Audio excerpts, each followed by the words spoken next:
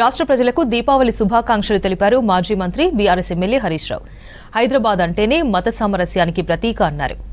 హైదరాబాద్ చార్మినార్ భాగ్యలక్ష్మి ఆలయాన్ని దర్శించుకున్నారు. అమ్మవారికి ప్రత్యేక పూజలు చేశారు. అమ్మవారి ఆశీస్సులతో ప్రజలంతా సుఖశాంతులతో ఉండాలని కోరుకున్నామన్నారు హరీష్. ఈరోజు దీపావళి పర్వదినాన చార్మినార్లోని భాగ్యలక్ష్మి అమ్మవారిని దర్శించుకోవడం జరిగింది.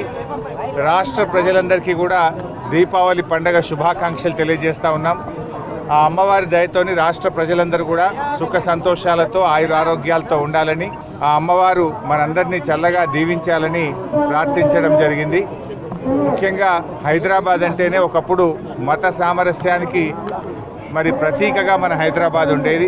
చార్మినార్లో భాగంగా భాగ్యలక్ష్మి అమ్మవారి దేవాలయం ఉండడం, హిందువులు ముస్లింలను గౌరవించడం, ముస్లింలు హిందువులను గౌరవించడం, ఒకరి పండగను ఒకరి సాంప్రదాయాల్ని ఒకరు గౌరవించుకునే గొప్ప సంస్కృతి మన హైదరాబాద్కు ఉంది.